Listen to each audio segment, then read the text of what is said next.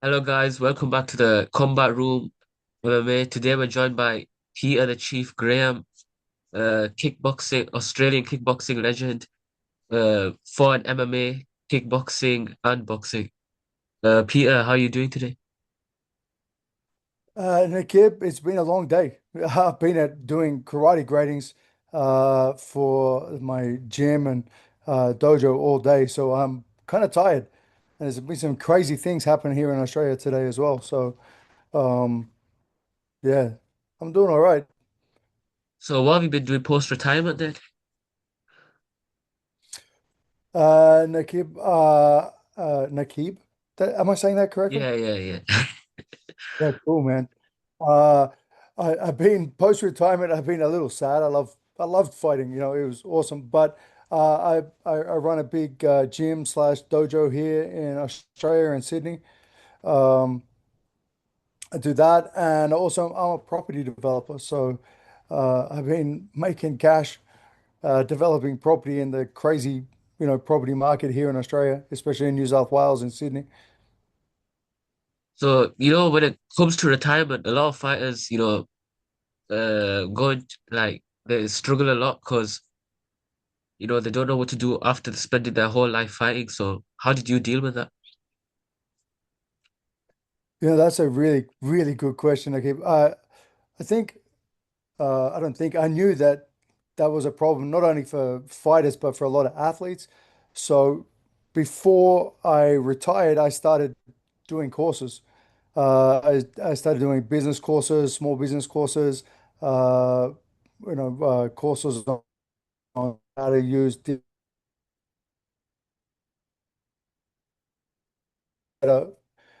uh, understand it for marketing.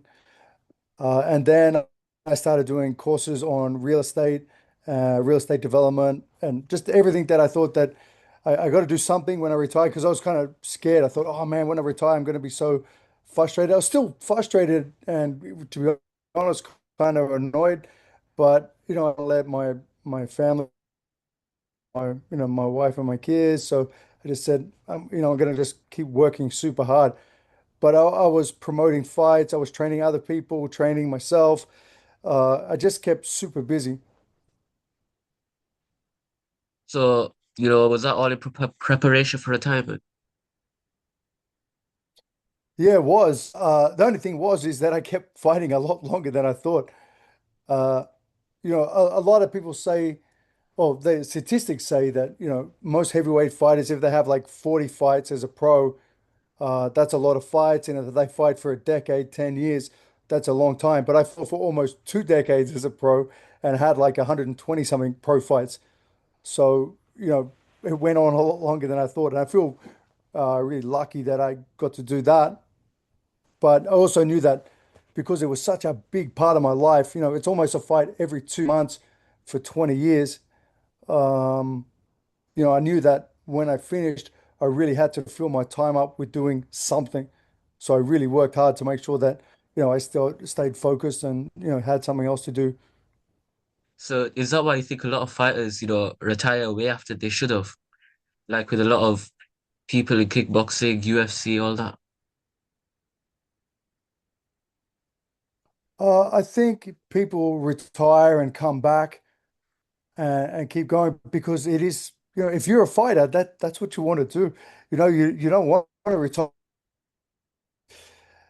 I think for most people, most of the time, having the idea of stepping into the ring with some psycho is is not a good idea at all. They don't want to do it. But if you're a fighter, that's what you want to do. You just say, hey man, I would do that above and beyond anything else. So that they don't want to retire. So they retire, then they go, oh, what do I do now? They don't have enough things to fill in that gap, that void that fighting gave them, especially if they were a success, and keep going back, chasing that feeling. But I worked really hard to make sure that I have other things going on. After retirement, did you ever get that feeling as well? Absolutely. I really wanted to go back. Uh, I really wanted to have that feeling again. I guess the thing that helped me stay firm in my decision was is that I really did all that I wanted to do, in the combat sports arena. When I started off, I had everything to gain, money, fame, self-confidence, you name it. Uh, but when I came to the end of my career, it's like I had I had fame, I had money, I had my health, I had all these fantastic things that combat sports had given me. And then if something was to have gone wrong, then it would have been devastating. So I had more to lose than what I had to win. And that kind of, from a practical standpoint, I said, you know what, it's time to say thank you and step down. So, before people knew your name, what was life actually like for you? Uh, Average to bad. I was a street kid, so running around the streets. I mean, there was a time after that I didn't start doing any kind of sport at all until I was 18. Wow, yeah. So at school, I went to lots of different schools and I moved all the time and didn't have people kind of uh, giving me any direction one way or the other. So life was it was chaotic. There was no structure, there was no discipline, there was no understanding of what to do one way or the other. So, once I started martial arts, I started with karate, of course. It gave me a direction. And then, quite soon into starting my karate career, I went to Japan and I saw K1. I went, hey, you know what? This is something that I can actually do. So, although my life beforehand was, pretty average to say the least, uh, You know, combat uh, sports, what showed me what I could do. what kind of environment did you grow up in, and how early did you realize you were on your own? Uh, you know, that's a really good question. When did I realize I was on my own? Like, um, when I was a kid, we moved from Australia to India, of all places. India. And yeah, I know, crazy story, right? So we moved to India. My mum came back with my brother and sister and left me there when I was about 8 years old. In India. Um, yeah, it's a crazy story, dude. Um, uh, they left me there, and it was in a massive ashram. My mom was like, I always call them rich hippies, like, middle-aged white women with kids, trying to do the spiritual thing in India. Oh, But okay, is she that why she left me went? in this massive ashram by myself for a year, changed my Wow. name and everything. So So I guess I realized I was on my own from about then. who was looking after you at that point? Uh, so when it was discussed, I can't remember this conversation, but from what I was told is, my mother said, "Oh, we're going back to Australia." And I said, "Oh, I want to stay." And she said, "Okay." I'm like, who lets an 8-year-old stay in some crazy ashram in the middle of India when they're just a kid? And she said, "Oh, this lady here, I can't even remember her name." She said, "Oh, if you got any problems, you just go and talk to her." Um, but I remember I never saw her again. Like I saw her around, but I never really had much interaction with her after. And then about 9 months after that, they put me on an Air India flight back to Australia and sent me home. But I just because of the way ashrams kind of run, there was food every day and stuff like that, and there was like a school for expat kids, and I kind of went there, and I had a few things that I was meant to do, but I never really remember anyone really checking in on me every day. I just kind of did whatever I wanted. So, you've spoken a lot about being homeless, and what was that like for you? And how do you think it changed you? Uh, you know, Sydney is not, it's not a, you know, I guess, we had, it's not really a dangerous place, but I guess for a young child, when I was, in my early teens and stuff like that, it's not great. Uh, Yeah. I guess one of the things that happened to me is that unlike most other, well, all of the other street kids I ever met, they all come from um, disadvantaged backgrounds or backgrounds with people whose parents had, problems. They had drug and alcohol problems or, addiction problems or, or broken families. I actually came from a pretty wealthy family from a really good area. It's just that, the family dynamic broke down. So being homeless for me was, I felt really isolated because, the first thing people ask you when they meet you is like, oh, where you from? And, I can't say, oh, I'm from, the suburb that I got brought up Yeah. in as a suburb called Fairlight in the Northern Beaches in Sydney, which was a wealthy area. And I'm like, I'm not telling, I found out pretty quickly not to say that because they're like, what the fuck are you doing here? So, I wasn't, this tough kid from a badass area who'd grown up and, was, you know, used to dealing with these things. I was quite the opposite. So I found being a street kid and stuff really challenging. And for a long time, I never told anyone that I was a street kid. And for a long time, I really thought I was really embarrassed by it and stuff. But now I realize, as an adult, that it wasn't me. I didn't do it to myself. It was circumstances beyond my control at the time. You think fighting was a escape for you to get out of your situation? Absolutely.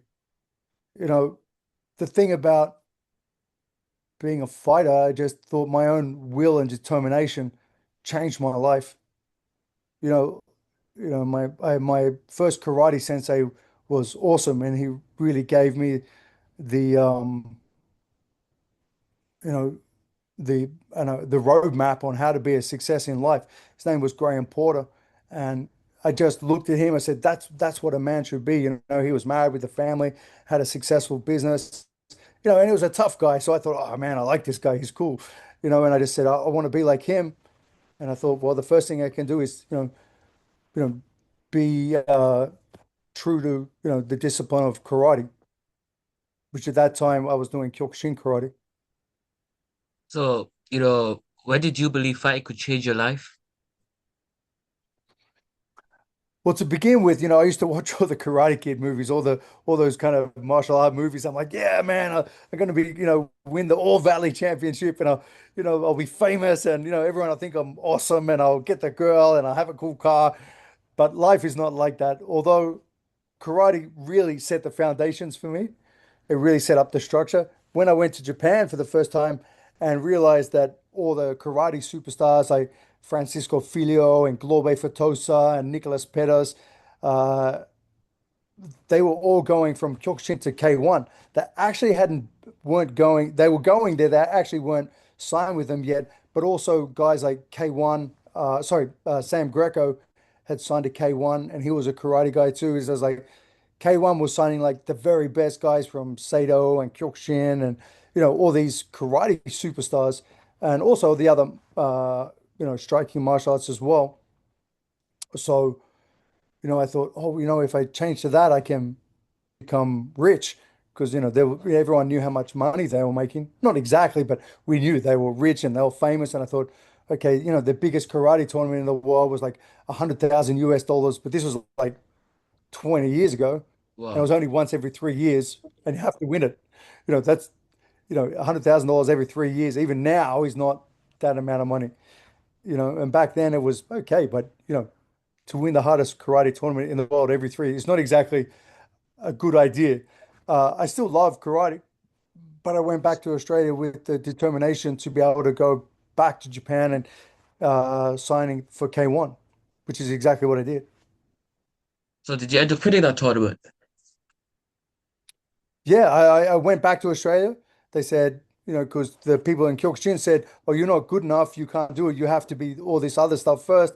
And I said, "And we'll tell you when you can go." And I'm like, "Well, you don't own me. I'll do whatever I want." Not disrespectfully, but like I'm like, you don't own me. This is a completely different sport as far as I'm concerned.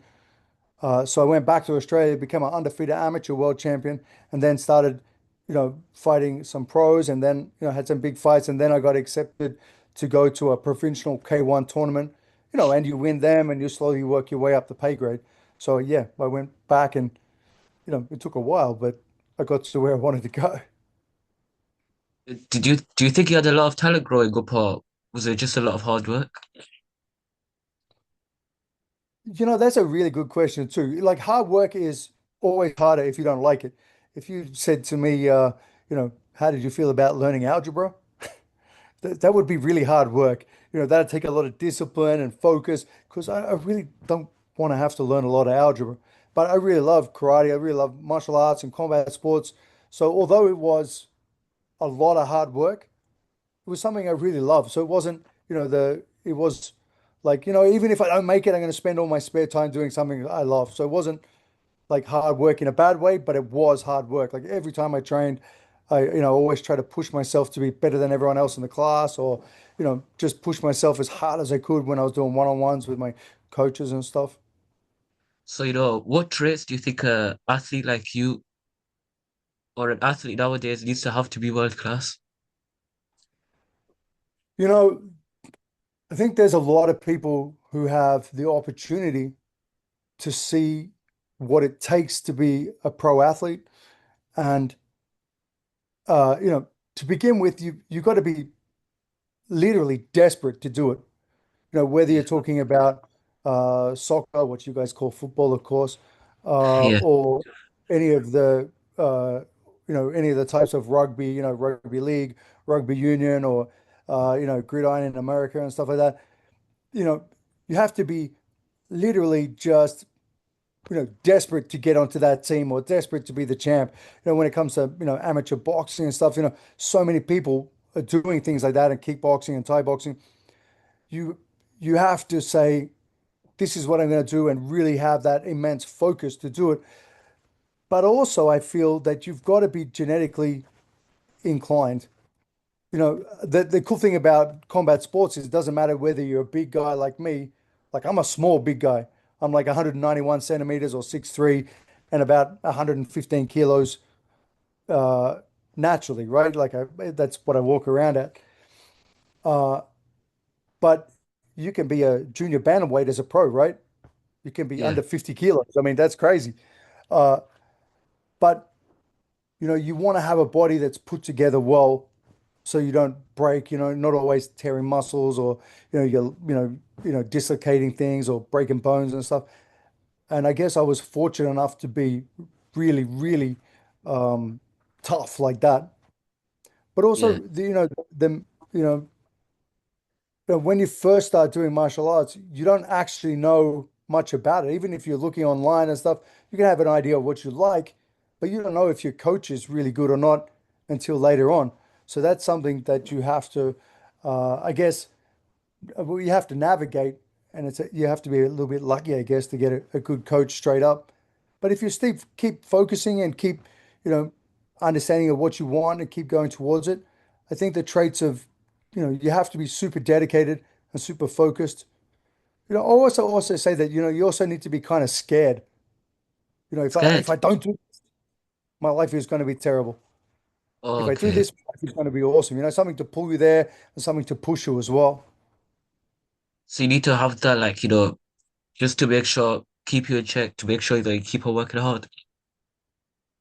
Yeah, you got to have a reason. So, They say in combat sports, it's hard to get off the canvas when you're going home to silk sheets. yeah. So do you think, If you're rich and famous and you get, everything's going fantastic for you, it's kind of harder to find that motivation. But if you're going home to, you know, a shitty home life or no home or a car or, you're kind of dodgy looking and, you're awkward and you go, man, if I make this is going to make my life fantastic. Then it's easier to get up the mountain, get to drag myself off that canvas and keep going. is that why do you think a lot of world-class fighters came from rough backgrounds?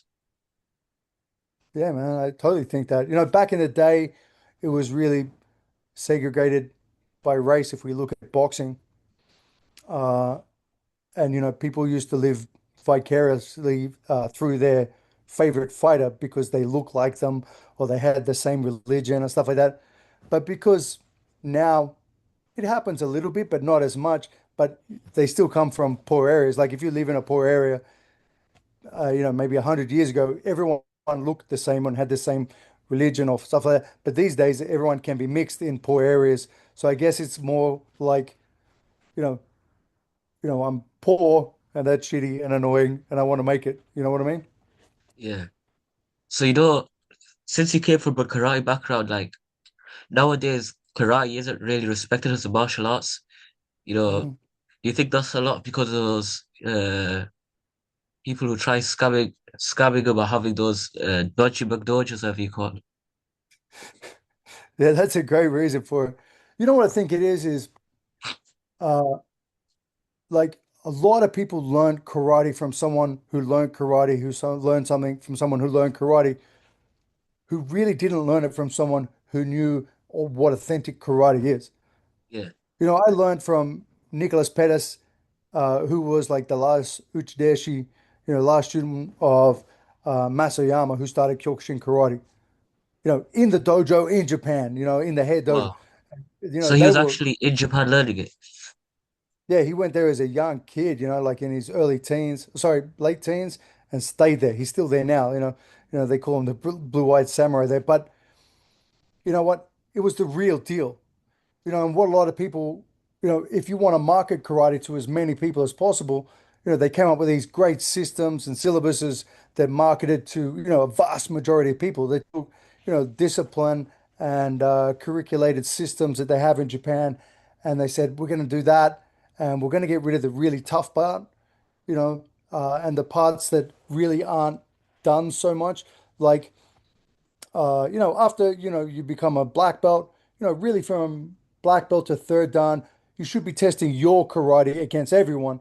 But that doesn't really happen these days. They go, oh, I'm going to go in karate tournaments and they're going to have these set of rules that our karate does, and I'm going to be good at karate, but it's not, it's like the bubblegum version of karate, which is cool, Like I don't mind that. Like I see a lot of karates doing it, and it's fun. You keep discipline and stuff, but I really don't like when they say our style is the most badass style in the world. We're gonna teach you how to look after yourself, and I think that's what lets karate down and a lot of other martial arts is that they've lost their authenticity. Authenticity.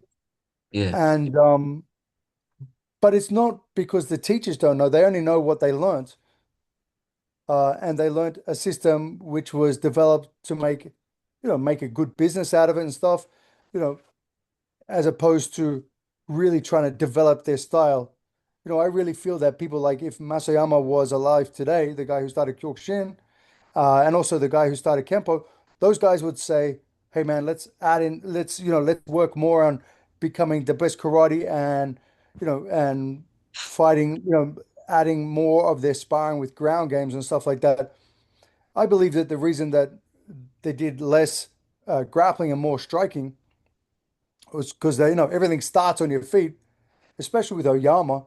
He was like one hit. That's all. That's what your karate should be. Shouldn't be, 3 5 minute rounds or 5 5 minute rounds or or K1, 3 3 minute rounds with two extra extensions. It was just like you hit them, they hit the ground, the show's over, which of course takes hours and hours and hours of training every day for years and years and years. And people don't have that amount of time. So I feel that, people want to give, the nice parts of karate or martial arts to people as quickly as possible. Because most people, most of the time, don't really want to put in that extra effort to really live that way. So it's kind of lost that real authenticity. Sorry, I'm tired. I've been awake. It's really early. So, Yeah. like as a fighter, how did you change? Because, you transitioned a lot from boxing to kickboxing to MMA. So how did that evolution as a fighter start? So, when I came back from Japan the first time, I went, you know what? Obviously, K1 was kickboxing. So I looked for a kickboxing gym and I found one. Uh, and I started to realize that although some of my kicks were really effective, and the way I punched, I went, okay, I'm just instead of doing body punches, I'm gonna, straight punch that. I was a tough guy and I was really fit, and even my Kyokushin way of fighting was effective, against amateur kickboxing. As I was progressing, I started to notice that I need to learn how to box. I actually ran out of people to fight kickboxing, so I started doing amateur boxing, and I really got my ass kicked. You do karate, and then I started boxing from kickboxing. They're like, oh, you're never going to do well because you know, you're a kickboxer. And then I started doing MMA, and they're like, oh, you're never going to do well because you're a striker and you're going to be able to grapple. But for me, it was always that constant learning and improving my karate, my style. Yeah. So, did you transition to judo or anything to work on your ground game? I did Brazilian Jiu-Jitsu. So, like I said before, my wife is from Brazil, and she told me, she goes, "Oh, I know Pedro Rizzo's wife. Why don't we go to Brazil and train with them?" So we Pedro went to Rizzo. Brazil. Yeah, Pedro Rizzo, the UFC champ. So we went to uh, Brazil to train with them. Because I was training for a fight against Alexander Emelianenko, Fedor Emelianenko's brother in Russia. So I went there, and also Anderson Silva trained there, and a few other guys. Wow. So yeah, I went to Brazil to train jiu-jitsu. So Uh, how early but on was also this? MMA. Pardon me. How early on was this in your career? Oh, you know what? This was like when I was like I didn't start doing MMA till I was like 30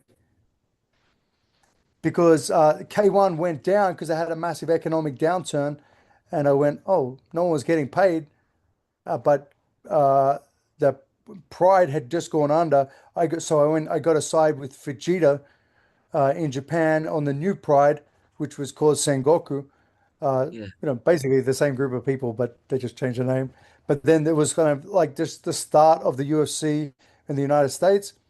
So I started doing MMA. I wasn't a very good grappler or very good at jiu-jitsu or judo or wrestling. Like I really enjoyed it, but you know, when you transition at the top level, everyone's like superstars. So, you know, I fought Gracie's and Fujita and some really good famous guys.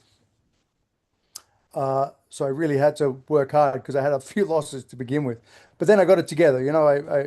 I trained really hard, and by the time I fought Alexander Emelianenko, I felt confident in my wrestling, especially my defense takedown was really good. I was training with Team Quest in the United States as well, guys like Joe Warren, and I was living at Dan Henderson's house, and you know, You they lived at really Dan really helped. Henderson's house. Yeah, in Temecula, he's an awesome guy. How did that He's like happen?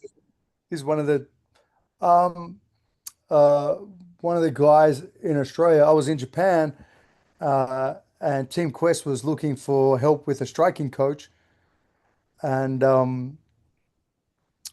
got asked if Soa Palehi, so the Hulk, he's an Australian MMA fighter. He said, "Hey Pete, these guys are really cool. They're looking for someone like you to help them out because you're such a good striker." Because I was at the top of the game in K1. How do you feel about staying with them and helping Dan Henderson and his team at Team Quest with some striking? I'm like, are you kidding me? This is awesome.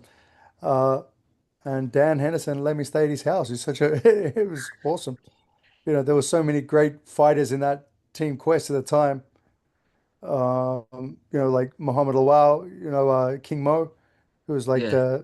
yeah. So his little brother was there too. There was Dan Henderson, of course. Who else was there? There was uh,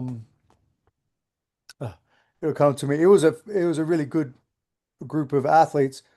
But they were all, either grapplers or jiu-jitsu black belts or wrestlers. And I was a striker. So I got my Joe Warren, who I was thinking about. So I got my ass kicked by even guys like Joe Warren, who was like 55 kilos. So, you fought a lot of good opponents over the years, and one of them being Alexander Emelianenko. So, when you fought him in Russia, he was affiliated a lot with the Russian mafia. So, were you scared to fight him? You know what? I wasn't scared to fight him per se. Like, I don't get me wrong. Like, he's a very large, very scary human being. Yeah. And, people know who he is. They're like, who he is. Actually, so when I went to Russia, I asked the promoters, I said, hey, is it okay if I try to win this fight? They said, oh, what do you mean, Peter? I said, we're like up here in the middle of Russia. There's a big forest up there. And if you guys, invite me to go for a walk into the forest and only you guys come back because I tried to win the fight, you know what I mean? I said, what do you mean? They said, yes, only us walk back from the forest. You stay in the forest. Funny, Peter. No, no, no. Please try to win the fight. We hope you try to win. No, no. And they were really cool. I really, really like Russia. I had a great time.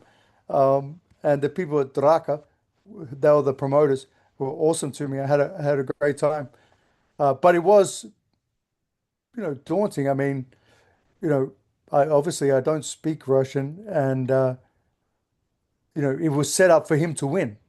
You could Yeah. tell that. They didn't pay me off or anything like that, but you just know, like I had like 5 fights for 4 losses, 1 win, and he was Alexander Emelianenko. But I was confident. I thought if I could just get this grappling thing under control and just really work on my takedown defense, uh, and my ground game defense, and really focus on my striking, I could do well. But look, he hit me so like he's an awesome striker. He hit me so hard that I couldn't smell or taste anything for 2 weeks afterwards. It was crazy. Wow. So, do you have any lifelong injuries from your MMA career? No, but I don't have any injuries at all. Uh, but you may have, I don't know if you noticed, but my eye kind of looks funny. People ask me all the time now, they say, hey, what happened to your eye? Was that from a fight or something? And I say, I want to say, yeah, yeah, it was a rough fight. We went 12 rounds or something. I actually did it gardening. Because I was thinking, I was wondering how that happened because it didn't look like Yeah, from any of your fights. yeah, I heard it. I got whacked in the eye and it damaged the nerves in the back. And Yeah, I wish I could say it was from a tough fight or something, but unfortunately, it's from something very boring. So, do you think, since you've had such a long career as a heavyweight, how much CTE you've had? No, that's a good question. Like, I've had lots of brain scans and CAT scans, and uh, when I got all the information back, even to fight in the United States, you have to get a clearance so that they test, or you have to have all the brain scans and stuff. Basically, what they were saying to me said, Pete, you've got a brain like a librarian, which turns out to means that is, my cerebral cortex, it was perfect. It wasn't even blown out like most, even footy players and, boxers and even adrenaline junkies, it's all blown out. They Wow. said yours is really smooth and fine and you're really healthy. So I was like, that's cool. Thanks. So, when you were knocked out by Mark Hunt, what was that feeling like for you? Because when a lot of fighters get knocked out, they suffer with head trauma, they have lasting injuries from that. Yeah, they do. I think that was a what we call a flash knockdown. So it was really, um, you know, really quick. It just boom. Like if you watch the video, you see that, it's almost by the time I actually hit the ground, I was conscious again. But actually, the first thing I thought was, fuck, I just lost 30 grand because the prize money was 50 and the second place was like 20. And I was like, fuck. And I knew that I could beat Mark because we come from the same gym. And Yeah. he just moved. He was actually training with Lolo. Was it Lolo? I think it was he trained with Lolo. Anyway, the most famous Kiwi coach ever, I guess. But I was happy for Mark, but I was like, I didn't have any ongoing problems with any kind of brain injuries or anything like that. Uh, that's the worst knockout I ever had. So I never been stopped like that by anybody else. Have Have you a ever pretty been good knocked? defensive way of fighting. Have you ever been knocked down sparring or anything like that? Hmm. Yeah. By Mark Hunt. Yo, we were sparring once and we were going hard out and he knocked me again. And I was like, Was that more fuck, of man. a proper knockout? Or was that another flash knockout? No, it just I was still standing, but I was, everyone else jumped in and said, "Oh, you just look." Out of everyone I ever sparred, everyone I ever fought, Mark Hunt's hands are like fighting lead bricks. You can't afford to go. You can't beat him by trying to be tougher. He's just he's just tougher than everyone else. He really is. He's a there's only one Mark Hunt. Do you think People can be better. You can beat him, but you can't beat him by trying to be tougher. fighters are born with power, or is something they develop That over kind time? of power is, yeah, that kind of power is genetic. It's just in you or it isn't. But Because everyone like has got something, right? Everyone's got, you know, fitness or ring craft or footwork or flexibility. Some people might have two or three, then there's some people who have everything. so do you think Mark Hunt just had a lot of power and a good chin? Yeah, but he's also, people look past this because of, he's not what we classically think as you know, a super ring smart fighter, but he is. He's an unbelievable athlete. He manages his fitness really well. Uh, he's got his intestinal fortitude is second to none. His boxing defense is awesome. His takedown defense is awesome. He's an unbelievable athlete. He's so well rounded. And I think the thing is he's so cool, calm under pressure, maybe more than anyone else. Like I've said this before, there's kind of normally two types of people, right? When you go to fight them, they're either scared or not scared. It doesn't necessarily mean they're going to fight well or bad. But then there's the ones like Mark Hunt and Yeah. Alexei Isnogov and uh, what's his name? Uh, Alexei Emelianenko. Alexander Emelianenko. Alexander Emelianenko. Yeah, I keep on thinking. I remember because in Russia they call him Sasha. Anyway, Oh, but those guys have nothing behind their eyes, and that's scary.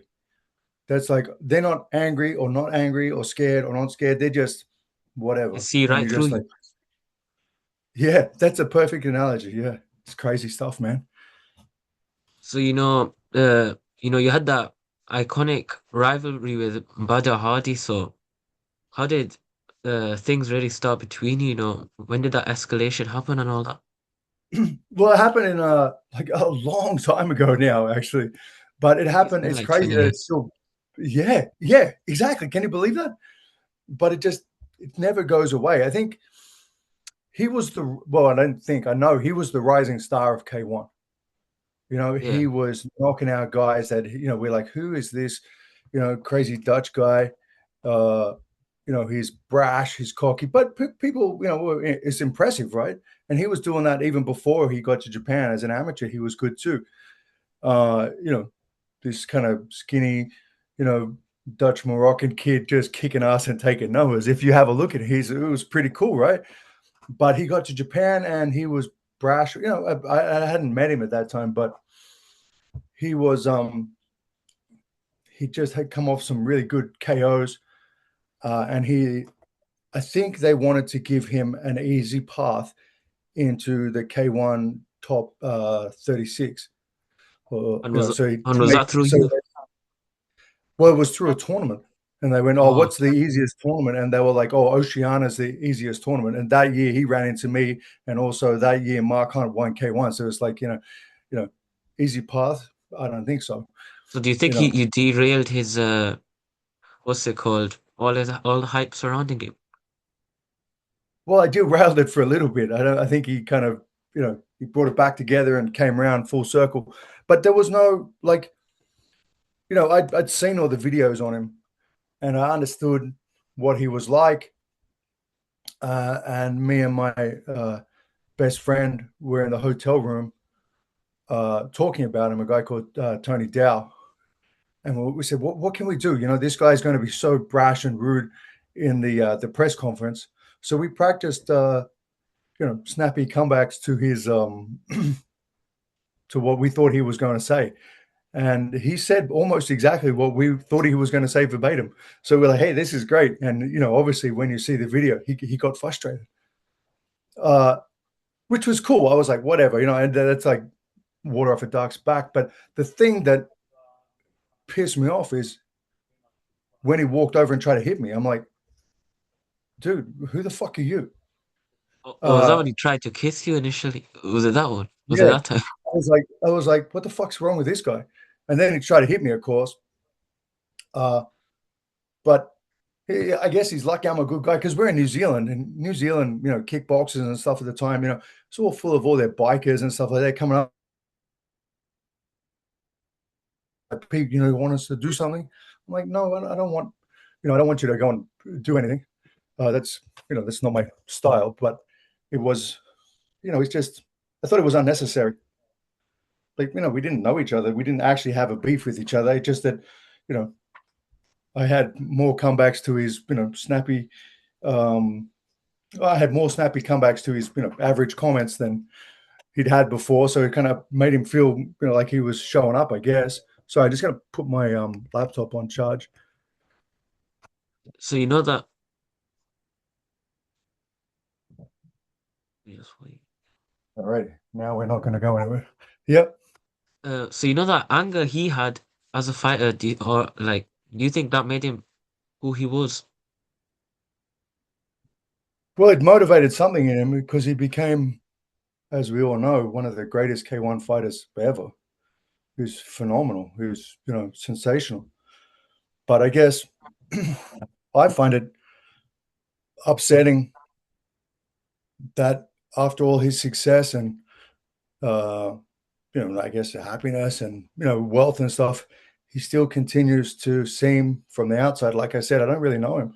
He lives in Holland. I live in Australia. That he still seems to be struggling with anger issues, and it seems to be adversely affecting his life, which is really sad because that's, I guess, the whole point for me was, to become a fighter was to improve my life, and my life has improved exponentially. And I really wish him joy and happiness, but I just don't think that's the way it's going from the outside looking in.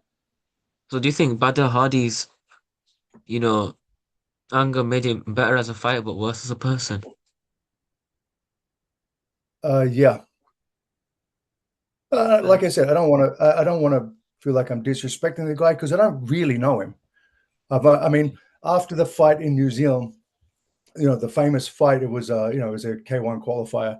K1 just does it, the qualifiers in different countries, but it's all about live streaming back to Japan. When we met up again in Hong Kong after the fight, I walked past his change room and he said, "Hey Pete, can I talk to you for a second?" He said, "Look, sorry about my behavior in New Zealand. I was going through a lot of stuff with my managers and I was stressed out." And I'm like, whatever, man, I understand. and in the rematch you guys had, he seemed more changed and he seemed more calm and thoughtful in his fight. So, did Well, you recognize? the first Yeah. rematch we had in Hong Kong, uh, he did something that he really didn't do in the first round, and he fought. He fought a scared way instead of like standing there, like he was holding on and holding on. Like K1 really wanted him to win, so I was kind of pissed off at the referee. Kept letting him hold on, hold on, hold on. I was like, pfft. And so he won on points. And then in Dubai for the third rematch, it was a tournament. So I fought one guy, and he was a young up and coming guy, and it was a tough fight. Like, man, I was like beat up at the end of it. I think, to be honest, I was lucky to win. And they put me like at the last fight before the break, before we come back, and then it came straight back and was, I had a tiny rest, only a couple of minutes or something. I think it was like 10 or 15 minutes at the most. And there's like, come on, we Wow. got to go and fight Badr Hari. And Badr Hari had a fight against a guy that, he KO'd. Uh, and then he had a long break. And I was like, man, you know, I was upset with my performance, but there's not much I could do. I was just so beat up and tired. But So I do don't you ever think? want to take it away from someone because I always say, you know what, that's part of life. That's how So do fighting you is. do you think the promoters, were a bit against, the way they set that up then? No, of course not. The good people in Dubai were lovely. They really were. They gave me a whole bunch of money. So I was like, and that was the So same how day much? my youngest daughter was born too. Wow. So So I was like, okay. How much did you make from that trilogy fight? Since it was such an iconic, you know, You know, the fight, rivalry. the first one is almost that was not much at all. I think I made like the first one maybe like $10,000, Wow. uh, and then like US, and then the last one I made good money. I'm not gonna tell you how much, but I made good money, and uh, Was that it more was than much better. 100,000?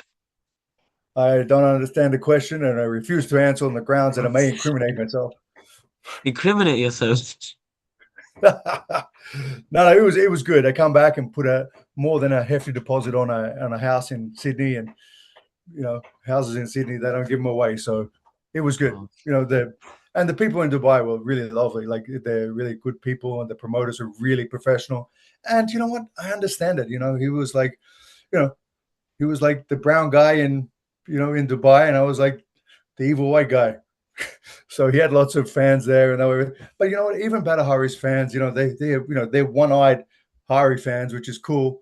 But they're polite to me. They don't want to see me win, but they're nice to me. They're like, I Yeah. don't feel any hate between them. Just people get online and say, no, no, Pete did this, or he was lucky to win. But that's the fight game. If you can't put up with that shit, then play golf. So, so did you actually plan that rolling thunder kick, because it's normally a crazy move to pull off. So what was your thought process behind that? Well, yeah, it was like if that took me years and years and years to perfect. Like I was doing it in karate tournaments when I was younger, and then I did it, when I was an amateur.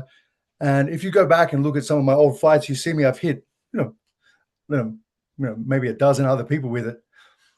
Uh, but the way that what my mindset was this is like the first round, I was like, wow, this guy's tough, he's fast, he's athletic. And I went, okay. The second round, I thought the same thing. And I thought, okay, maybe I can set him up with this because throwing the kick is not, I mean, for someone who's athletic, who knows how to fight, who knows, who's got a coach who can teach a kick like a roll kick, it's not so hard to learn, You think it but it's more all in comes the down to the setup, right? timing? Yeah. And it only works with certain types of fighters. And I went, I think it's going to work with him. So I tried it and I went, okay, but Bader was just too fast in the second round because I almost KO'd him with the At the overhand. end of the Was it round, yeah. left with a hook or something? And I went, okay, this guy's tough as well. Uh, and then going into the third round, I was like, man, I'm keeping this pace up. It was like he had a brutal pace. So I said, okay, I need to just work on defense to get as much energy as I can. So I slowed down, and he just kept going, which was okay. And I think what happened just at the end of the fight, he was just tired enough that instead of Throw a lazy just punch. he just got it. And Yeah. that's the fight game. That's what, that was the strategy that we had. There's lots of other things that he was really, really good with, but it's the overall strategy. The best fighter wins the fight, not the biggest or the toughest or the, fastest or whatever. It's, and part of that is strategy. So yeah, it was a strategy. I mean, I always threw a roll kick right at the end of the round when, I thought they were going to be the most tired or, the most distracted or, you know, the most thinking, though, it's all like a Hail Mary kind of pass in Yeah. football or something. You're like, I hope it gets it. But it was practice a lot. Because, your grandson just engaged. He's been trying to try that move in all his fights. But, but you've never managed. uh, I didn't know why people said he looked like me.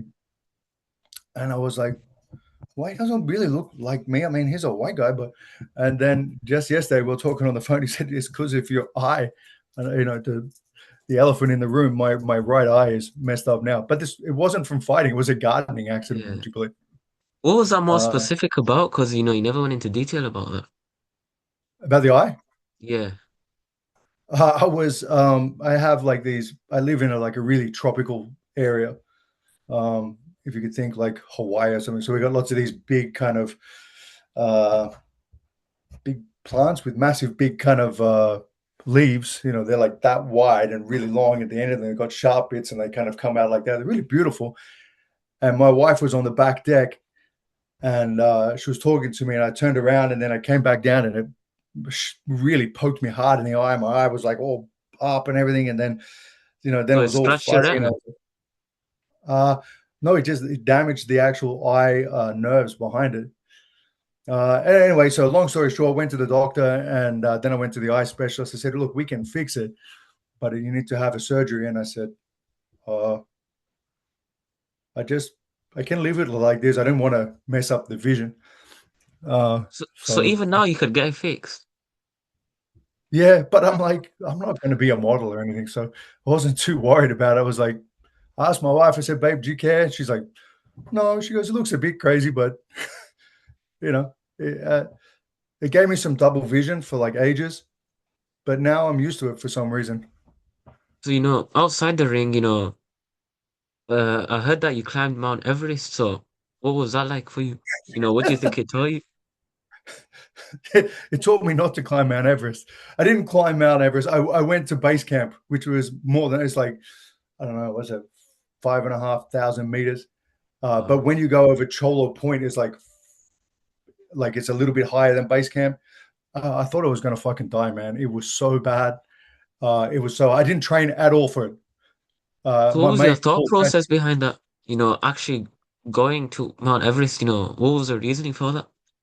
Well, my mate Paul Zadro owns he owned a hiking company in Nepal forever, and every year he's asking me to go, and every year I'm saying, no, I'm busy. My life is dangerous enough. I don't want to go and attempt to go to base camp on Everest. That's crazy. Crazy white people thing. But he said, Pete, I'm going to go this year, and if you don't go, and not if you don't go, but I'm actually closing the company. This is the last time I'm going to go. You want to go? My wife's like, you should go. You should go. I said, it's expensive. It's far. It's in Nepal. It's climbing a freaking mountain. I'm grumpy. And she said, you should go. And he's like, come on, Pete. So I went, and it was fucking. It was so hard. I did it like a few kind of like jogs and walks, but like I'm What talking like three. And then I was like, to I'm prepare for tough. Mount Everest? I'm fit. And but I didn't go to the top. I just went to base camp. I mean, it's crazy still, but yeah, I really think I should have put some more training in. Is there any dead bodies at base camp? Yeah, on the way Yeah, up, we even at base I camp. wasn't sure. Pardon? Even at They're base not camp, there's actually dead at base bodies. camp. On the way up, you see like tarpaulins, like bright yellow tarpaulins, and like I said to my Sherpa, I said, "What's that?" He says, "Our body." So I saw about three of them on the way up. Wow. Uh, and something I found out is that people say it's too dangerous to go get them. It kind of is, but it kind of isn't. They were saying it's too dangerous. They were saying to me, basically, they were inferring that the people who were still there, they were rude to the Sherpas Yeah. because and they're like, you know what? We're the only ones who are going to get them. We don't care how much money you try to give us. We're not going to get them because they were rude. Because there's still a really, really big class system. Actually, it's a caste system, what the same as India, but Okay. in Nepal, it's still really a real massive problem. Like And the it's very Sherpas at poor. at the bottom of that. Well, I don't know exactly, but I think they're still there's a lot of prejudice against them. And you see the Sherpas. That I mean, they're called Sherpas because that's the name of their people. They're not a Sherpa is a job, but we think of it as a job. But we're Westerners. For them, it's the name of their people. And you see them, and they're very different to the Nepalese people, like physically very different and crazy fit. It was like, man, this is insane. So, going back to your rivalry with Badr Hari, for a lot of fighters, rivalries push them or break them. So, what do you think the rivalry with Badr Hari taught the most about you or what it pushed you to be? I think rivalry is really important. All through my career, I had a rivalry. There was a guy when I was doing karate. There was a guy called Jason Perkinson from New Zealand, and he was awesome too. And then there was, of course, Badr Hari, uh, Paul Sawinski, the Thai boxer. Uh, and Walter Snowball from Papua New Guinea. But I think rivalry is the thing that pushes you to be the best you can be, if done in the right way. And I enjoy that tension, Yeah. and it makes it exciting. It's like two football teams that hate each other forever. I mean, I know that there's football teams in Europe. There's it's quite, it's like from what I understand, it's like racism and stuff like that. Not like that, but like it's fun because so many people live vicariously through fighters. Back in the day, it was the white guy versus the black guy, or the Jewish guy versus the white guy, or the Japanese guy versus the Korean guy. And now it's so much easier to have that. But also, I think I honestly think people are less racist these days. I think it's more in the media because it's sensationalized. But, I think the world is a better place than what is 100 years ago. That's for sure. So, do you think that pushed you harder in the training room, thinking this is a person I'm gonna have to face and beat? No, this is where I always say to people about motivation. When I talk to young fighters, I say to them, if I have to motivate you to train or get to the gym, you're not going to be the champ. If you want to be the champ, that motivation needs to come from within.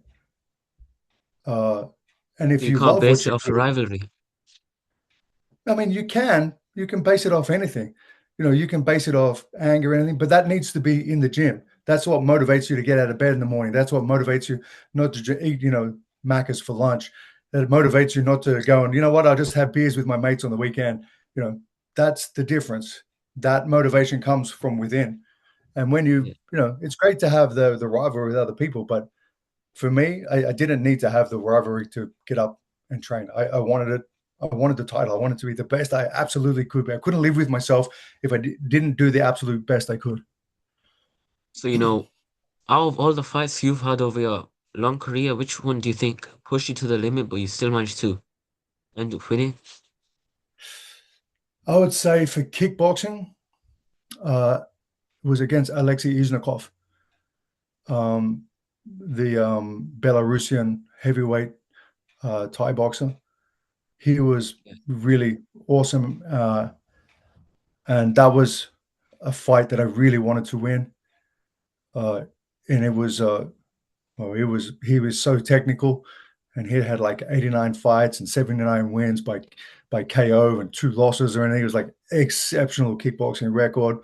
He was the WMTC world champ, uh, and a rising superstar in K1. And when I fought him, I thought I first saw all the videos and stuff, and I said to my coach Alex Tui, I said, I don't know if I can beat this guy. He's perfect. He's everything I want to be, and he's a little taller and he's a little heavier. And I'm like, and Alex, of course, he's cool as a cucumber. He's like, no, don't worry, we'll figure it out. And for 2 weeks, I You'll didn't. figure it But then, out. That was his game. well, no, we will figure it out. So we came up Oh, with a plan, and we oh, accepted the fight, and in the end, it worked. So what was your game plan going into that fight? Uh, to go forward because he was Just such a just good pressure him. kicker.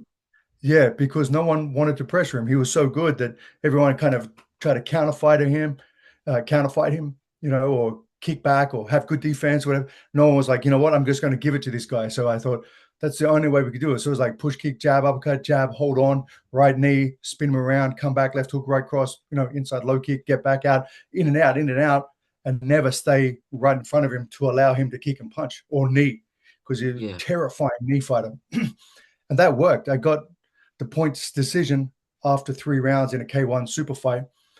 So it went Ikiwaki. So it went to the extension. And in the extension round, I'm like, hey, yeah, I'm winning. This is awesome. I'm going to be, one of the best fighters in the world. I'm so excited. And for 1 second, I made a mistake and I stopped in front of him. He grabbed my head, went boom, kneed me in the head, cut me across my nose. I'm like, okay, stay focused. We haven't won yet. So I kept going with the game plan and I won. So what do you think the most fun matchup you had in your career? What do you think that was for you? That was the Most most fun, enjoyable? Yeah. most enjoyable. Uh,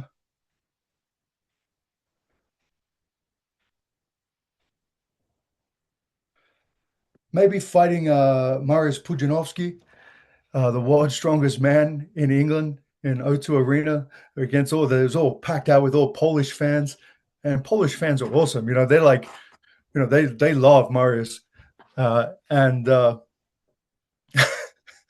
after the fight, some of them were coming up to me crying. They say, "Hey, Peter, you beat Marius, and we're so sad, but we really like you too." Like people sometimes would be a bit mean about Polish fans, saying, "Oh, they're not nice," but they're really cool people to me. And it was funny that I said, "Oh, don't worry, he's did really well," and that promotion was really good.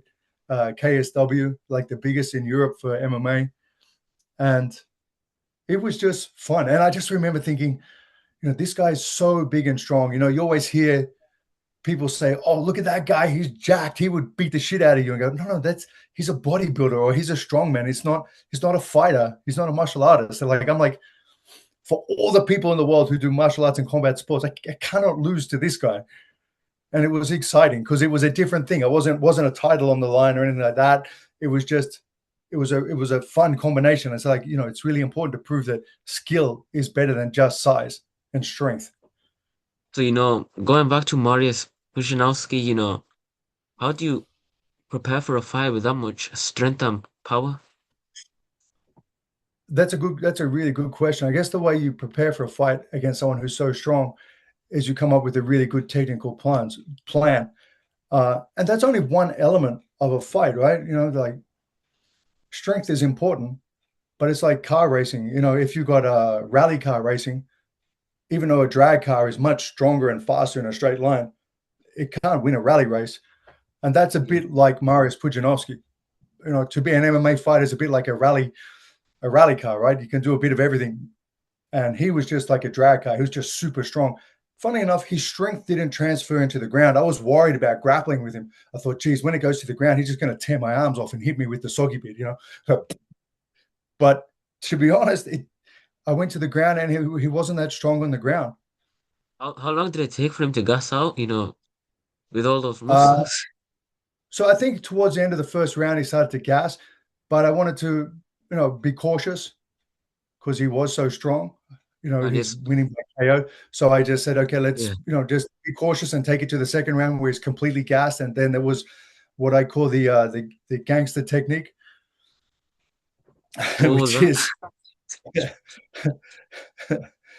uh, it's two in the legs and one in the head. So I faked the takedown and go boom, hit him with the uppercut because he was really Oh, good. He was good at wrestling takedown defense. I think TJ But Dillashaw does that, you touch the leg and then you go for an uppercut. yeah, it's a good technique, especially if they're a good wrestler.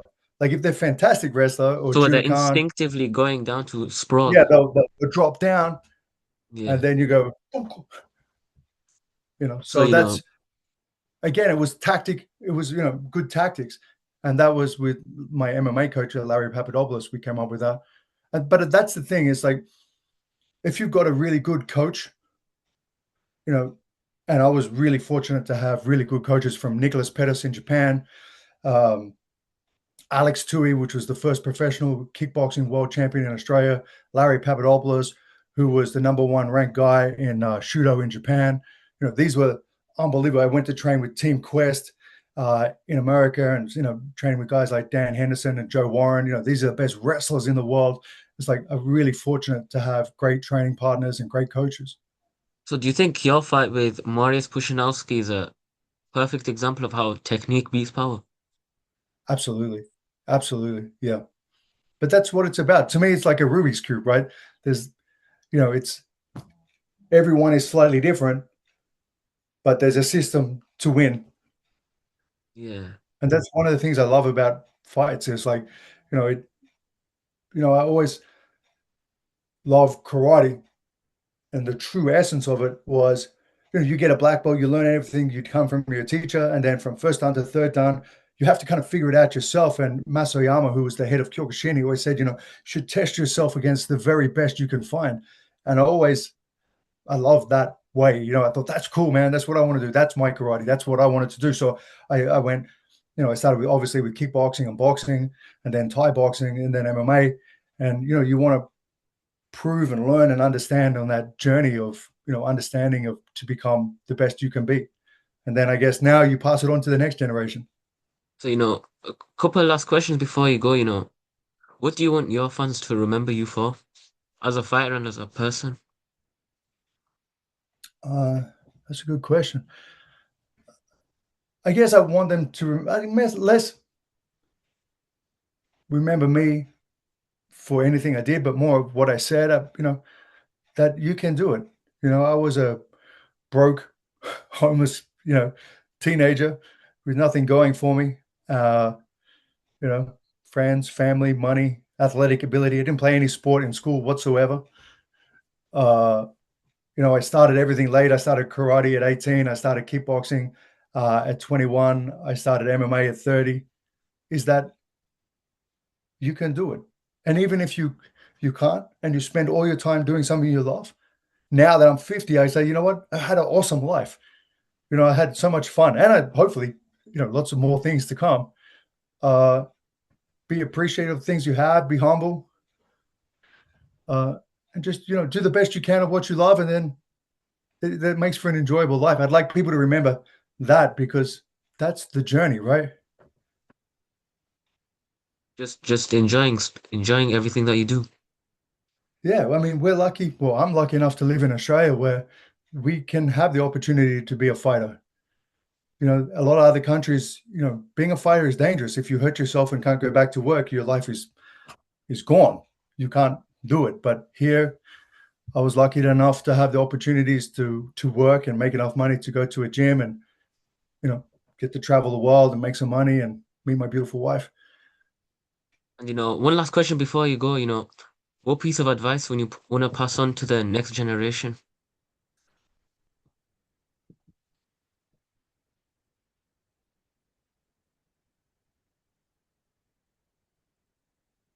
I guess, although it sounds a little bit cliche, try your absolute hardest to live your dreams because you never know. You might just make it. People become rich, people become famous, people become the best. You just go to YouTube, you'll see hundreds and hundreds of stories becoming the absolute best. And don't worry so much because if it doesn't, and you don't become the absolute best, all you would have done is spent all your spare time doing something you really love. And Yeah. that's not such a bad thing. Uh, Peter, thanks so much for coming on my podcast and thanks for giving me the opportunity and I'd love to have you on again sometime. Thank you. Man, I wish you all the luck. I love your attitude. You're a young guy, but you're out there putting yourself out there. Uh, I wish you all the success in the world, my friend. You're living the dream.